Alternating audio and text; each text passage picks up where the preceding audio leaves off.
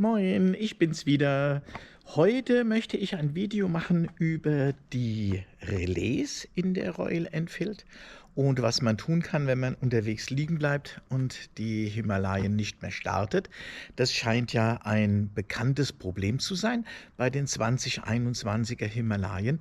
Und dann fangen wir mal an damit, dass ich erstmal sage, wozu die einzelnen Relais überhaupt da sind. Und dann zeige ich mal, was man tun kann, wenn sie nicht mehr startet, um rauszukriegen, was es ist und wie man wieder nach Hause kommt. Also dann fangen wir mal an mit den 4 gleichen Relais hier unter der Sitzbank. Das ist relativ einfach. Dieses Relais unten links ist zuständig für das Licht. Dieses Relais ist das ECU Power Relais, das heißt, das ist zuständig für unsere Einspritzung.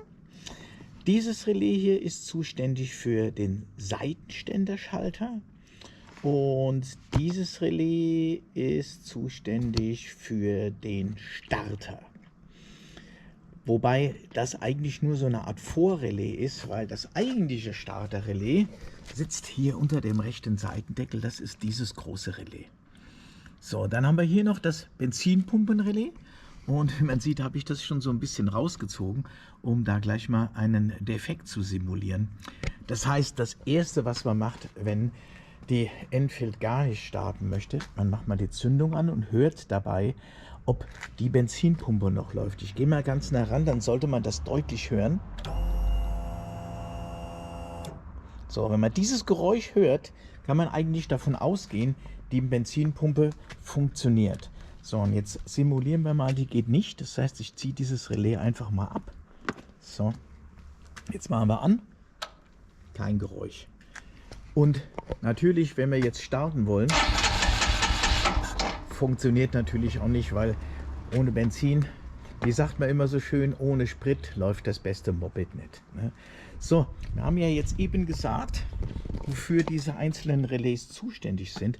Das, was wir beim Fahren am wenigsten brauchen, ist das Seitenständerrelais. Das heißt, wenn wir jetzt hergehen, ziehen das mal ab. Ich habe auch das schon ein bisschen gelockert, weil die sitzen relativ fest.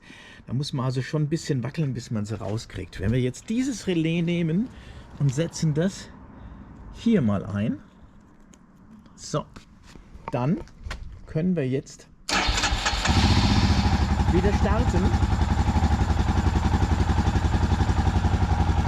und können so auch problemlos nach Hause fahren.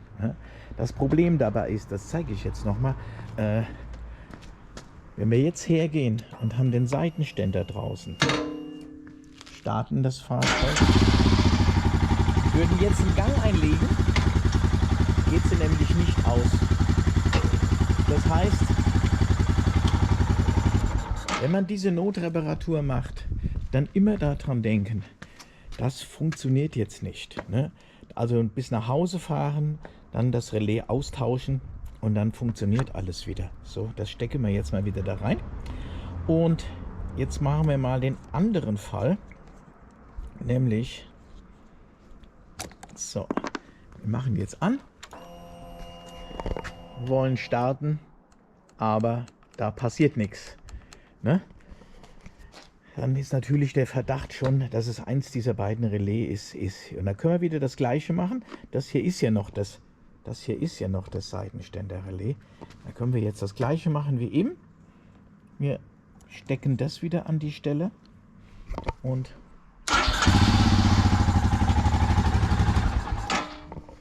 schon funktioniert das Ganze auch wieder. So, das große Problem dabei ist, wenn man sowas macht, wie ich es jetzt gemacht habe, also absichtlich einen Fehler da rein macht, dann könnt ihr jetzt gleich sehen, bleibt natürlich anschließend die Leuchte an. Wie man die wieder dazu bringt, aus zu sein, habe ich zwar in einem anderen Video schon gezeigt, mache ich jetzt hier aber ganz kurz nochmal.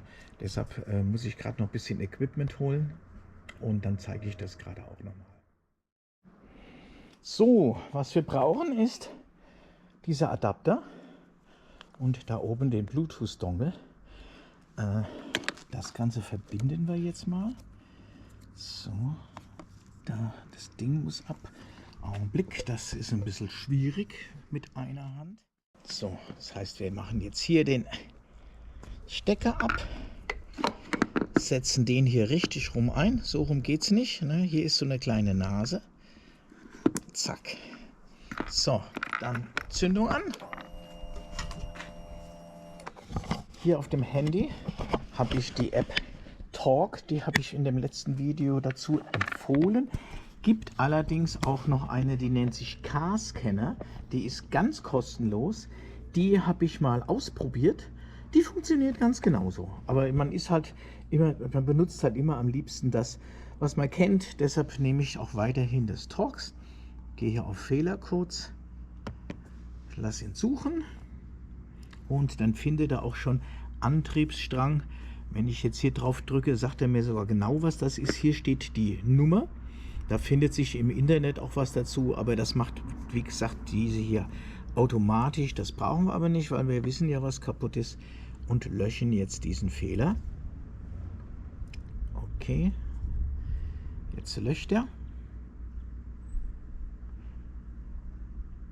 Fertiggestellt. So, dann entfernen wir das Ganze wieder. Hoppala. Zack. So, und jetzt sollte eigentlich... Ja. Und da ist es auch schon aus. Also das ist keine große Sache. Das heißt, wenn ihr wirklich unterwegs mal diese Notreparatur macht und tauscht das Seitenständerrelais mit dem Benzinpumpenrelais, dann habt ihr diesen Fehler drin, aber damit kann man problemlos fahren, weil es ist ja eigentlich nichts kaputt. Das ist ja nur ein gespeicherter Fehler, der in dem Moment ja dann schon nicht mehr vorhanden ist. Dann also einfach zu Hause löschen oder notfalls von der Werkstatt löschen lassen. Und das ist es auch schon gewesen. Deshalb war es das für heute. Und wenn es euch ein bisschen gefallen hat, dann bitte liken und abonnieren. Und wenn nicht, dann trotzdem. Tschüss.